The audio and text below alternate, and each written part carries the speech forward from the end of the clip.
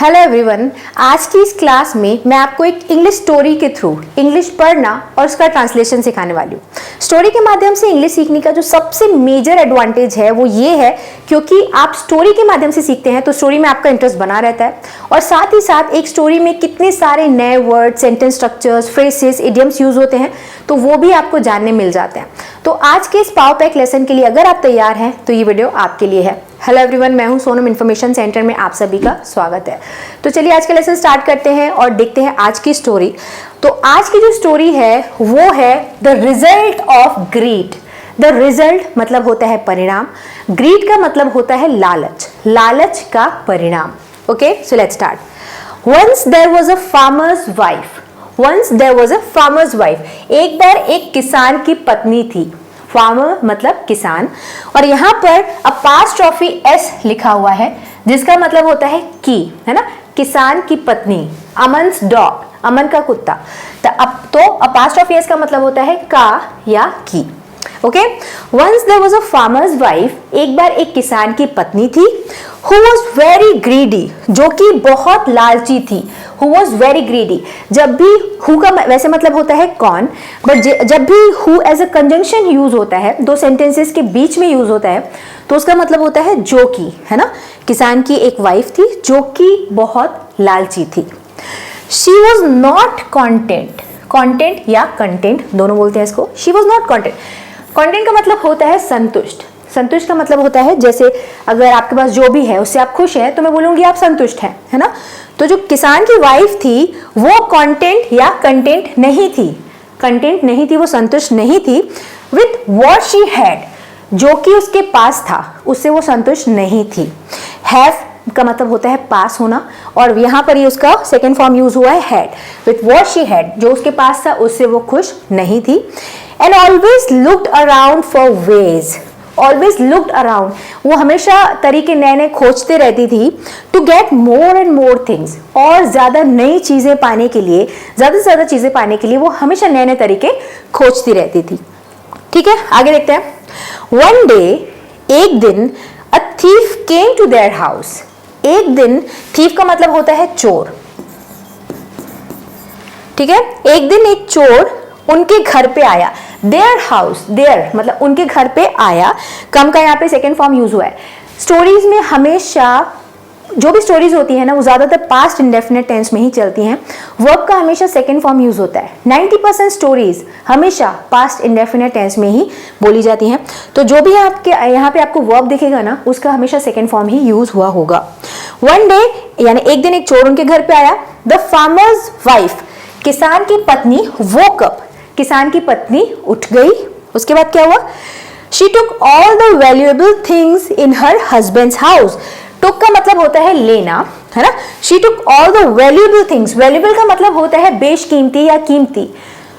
उसके पति के घर पे she took all the valuable things in her husband's house. उसके पति के घर से उसने सारी जो भी वैल्यूएबल चीजें थी वो ले ली। And run away with the thief. Run away का मतलब होता है भाग जाना। And run away with the thief, और वो चोर के साथ भाग गई। क्यों भागी?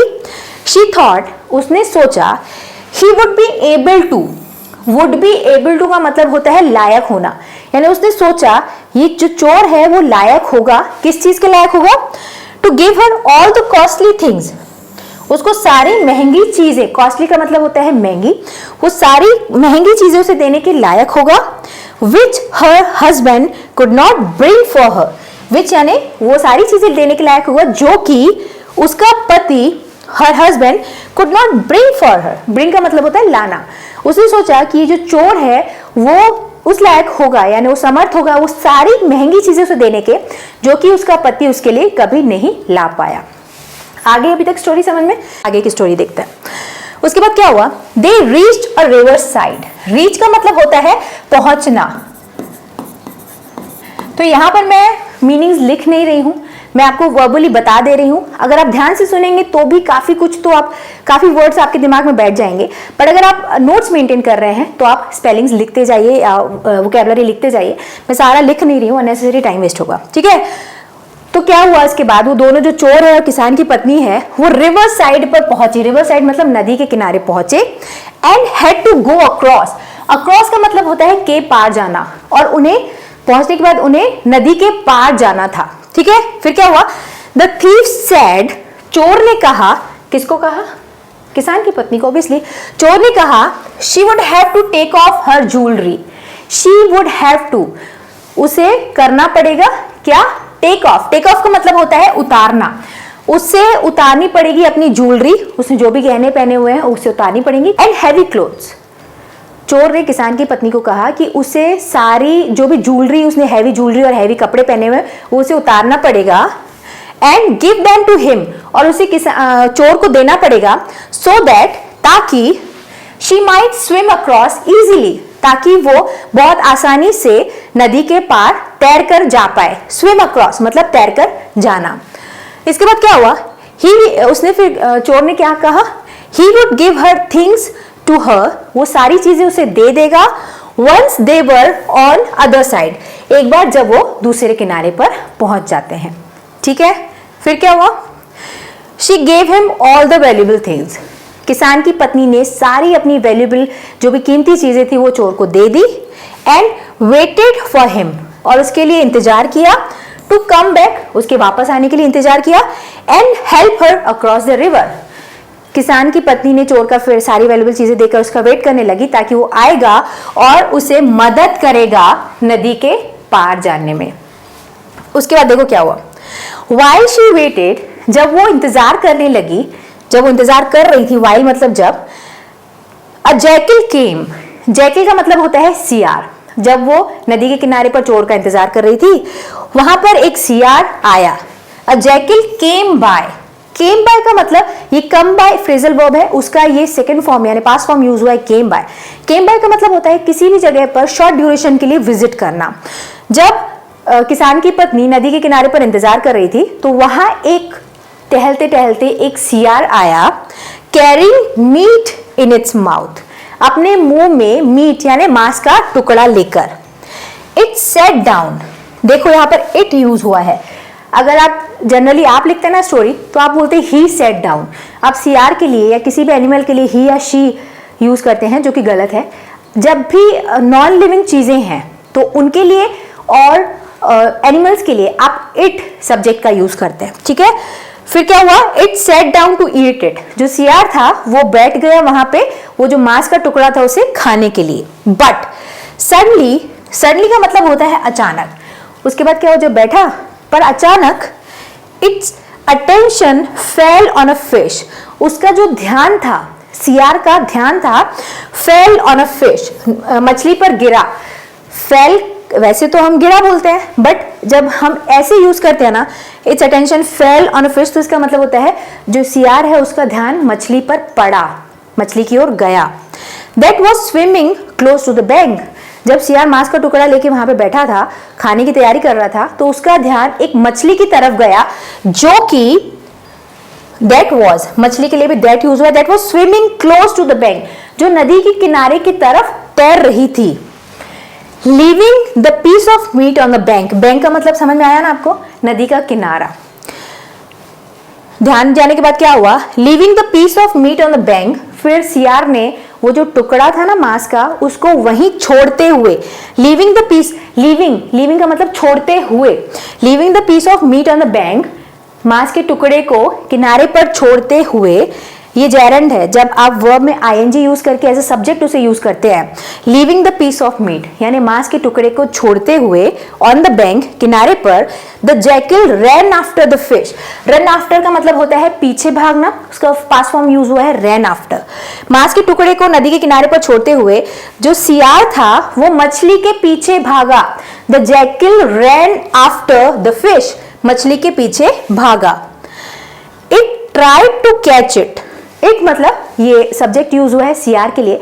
हर बार आप जैकल जैकल जैकल तो नहीं बोल सकते ना, jackal tried to catch it, jackal's attention fell on the fish, ऐसा नहीं होता है, तो आप इट यूज करेंगे वहां पर, प्रोनाउन यूज हुआ है इसके प्लेस पे। It tried to catch it, सियार ने मछली को पकड़ने की कोशिश की, विद इट्स पाव, पाव्स का मतलब होता है पंजा, अपने पंजों के साथ। But the fish slipped away, पर जो मछली थी वो फिसल गई, स्लिप्ड अवे मतलब फिसल के दूर चली गई, इन द वाटर, पानी में चली गई। And the Jekyll looked after it feeling disappointed. Looked after again is a phrasal verb, जिसका मतलब वैसे तो देखभाल करना होता है, my brother look after me, यानी मेरा भाई मेरी देखभाल करता है।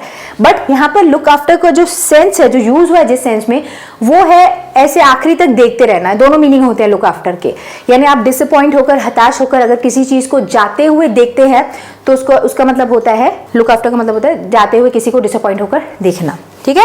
And looked after it feeling disappointed, वो हताश होकर मछली को दूर जाते हुए देखने लगा। इसके बाद क्या हुआ, द जैकिल रिमेंबर्ड, फिर जो जैकिल है, सियार है, उसको याद आया, द जैकिल रिमेंबर्ड, याद आना, that it had left a piece of meat on the bank. उसे अचानक याद आया, दैट इट मतलब वो जो खुद है, उसने had left a piece of meat, उसने एक मांस का जो टुकड़ा है वो कहां पर छोड़ा हुआ है, नदी के किनारे पर।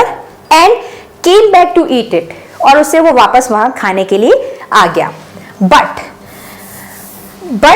व्हेन इट रिटर्न्ड, पर जब वो वापस आया, रिटर्न मतलब वापस आना, इट हमेशा देखो यहां पर सियार के लिए इट ही यूज हुआ है। बट व्हेन इट रिटर्न, पर जब वो वापस आया, the piece of meat had vanished, जो पीस ऑफ मीट था, जो मांस का टुकड़ा था, वो गायब हो चुका था। वैनिश का मतलब होता है गायब हो जाना।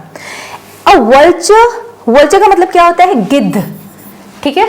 अ vulture sitting on a nearby tree, जो एक गिद्ध था, sitting on a nearby tree, nearby मतलब पास के एक पेड़ पर जो बैठा हुआ था, हैड वॉच्ड द जैकिल, उसने जैकिल को यानी सियार को देखा था, रनिंग आफ्टर द फिश, एक सामने वाले पेड़ पर एक गिद्ध बैठा था, उसने सियार को भागते हुए, मछली के पीछे भागते हुए देखा था। And as soon as it got the opportunity, और जैसे ही उसे मौका मिला, अवसर मिला, अपॉर्चुनिटी का मतलब होता है मौका या अवसर मिलना, और जैसे ही गिद्ध को मौका मिला, it swooped down on the meat. swoop down का मतलब होता है एकदम झटके से नीचे आ जाना। आप गिद्ध की प्रवृत्ति जानते हैं कि उनका काम ऐसे स्लो नहीं होता, धीरे धीरे, देखा नहीं, उनका एकदम swoop डाउन, एकदम तेजी से नीचे आया ऑन द मीट, मांस के टुकड़े पर, and took it away to the tree, और उस मांस के टुकड़े को लेकर वो पेड़ पर चला गया। फिर क्या हुआ, the Jekyll stood around feeling very foolish. जब उसका मांस का टुकड़ा चला गया तो जो सियार था, स्टूड अराउंड, स्टैंड अराउंड का पास्ट फॉर्म है ये। स्टैंड अराउंड का मतलब होता है बिना कुछ के ऐसे ही फालतू खड़े रहना। तो जब उसका मांस का टुकड़ा चला गया तो जब सियार था वो ऐसे ही खड़ा रहा, फीलिंग वेरी फूलिश, वो बहुत ज्यादा मूर्खतापूर्ण फील कर रहा था।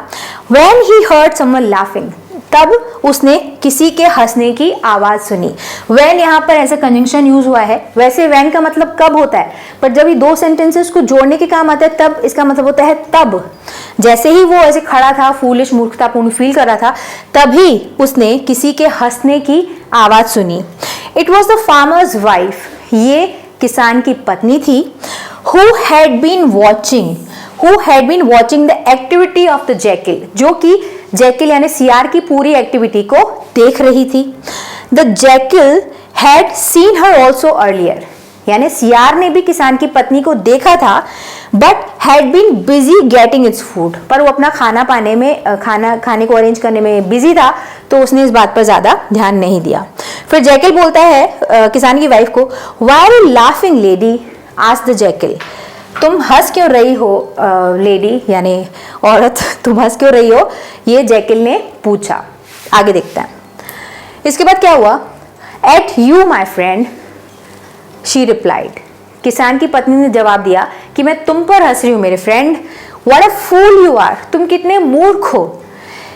You had a perfectly good piece of meat, तुम्हारे पास एक परफेक्टली गुड यानी एक बेहतरीन मांस का टुकड़ा था।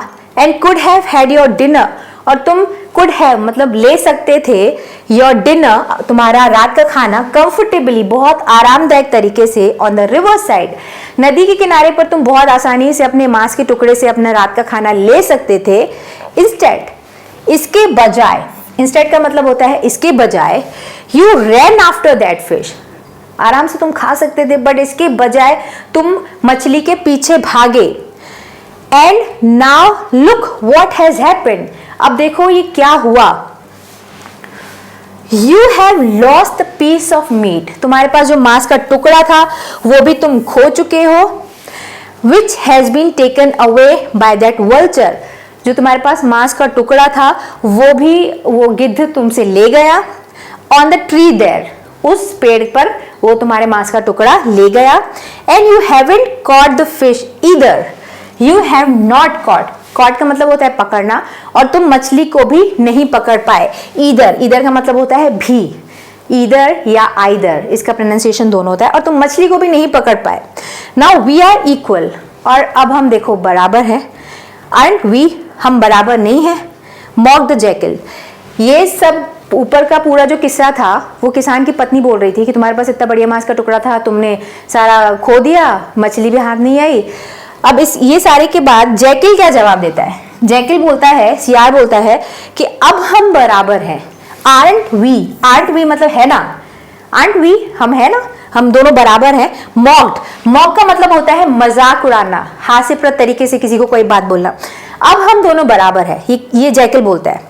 आई saw what happen to you, मैंने देखा तुम्हारे साथ क्या हुआ। ये कौन बोल रहा है? सियार बोल रहा है किसान की पत्नी को, मैंने देखा तुम्हारे साथ क्या हुआ। You are far more intelligent, far more मतलब तुम बहुत ज्यादा इंटेलिजेंट हो than I am. You are far more intelligent than I am, तुम मुझसे बहुत ज्यादा समझदार हो। एंड येट, और फिर भी, येट मतलब फिर भी, you left a good home, फिर भी तुमने एक अच्छा घर छोड़ दिया। टू फॉलो अ थीफ, एक चोर के पीछे जाने के लिए। फॉलो मतलब पीछे जाना। He has run of with all your valuables, valuables मतलब कीमती चीजें। ही हैज रन ऑफ मतलब वो जा चुका है विद ऑल योर वैल्यूएबल्स, तुम्हारी सारी कीमती चीजों के साथ। एंड यू आर स्टक है, और तुम यहां फंसी हुई हो। स्टक का मतलब होता है फंसा हुआ होना। What a fool you are, तुम कितनी बड़ी फूल हो। ठीक है, तो ये थी स्टोरी। आपको समझ में आया? उस औरत को लग रहा है कि वो सियार मूर्ख है, but in actual that farmer's wife is मूर्ख, क्योंकि वो अपना सब कुछ छोड़ के लालच के चक्कर में उस चोर के पीछे चली गई, जो कि उसका सारा वैल्यूएबल थिंग्स को लेके चला गया। तो इस स्टोरी से जो मॉरल मिलता है वो ये है, ग्रीडीनेस लीड्स टू लॉस, लालच आपको हमेशा नुकसान की तरफ लेके जाती है। One should be satisfied with one has, किसी भी इंसान को उसके पास जो है उससे सेटिस्फाई होना चाहिए था। तो आई होप इस स्टोरी से आपने एक लेसन तो सीखा ही सीखा, इंग्लिश के आपने बहुत सारे नए वर्ड्स और सेंटेंस स्ट्रक्चर्स भी सीखे। तो अगर ये वीडियो लेसन आपको पसंद आया तो इसे थम्स अप देना तो बनता है, वीडियो को शेयर भी करिएगा, और अगर आप पहली बार इस चैनल पर आए हैं तो इन्फॉर्मेशन सेंटर को सब्सक्राइब करिएगा, ताकि हम यहाँ पर डेली रेगुलर बेसिस पर नए नए इंग्लिश लेसन सीख पाए। और अगर आप ऐसे ही स्टोरी लेसन्स और देखना चाहते हैं तो नीचे कमेंट सेक्शन में पोस्ट करिएगा, ताकि हम और भी ऐसे नए नए स्टोरीज को लेके आते रहें और आपको इंग्लिश सिखाते रहें। Okay, on that note I am signing off. मिलते हैं हमारे अगले वीडियो में एक और नए टॉपिक के साथ। See you in the next video, bye bye, thanks for watching.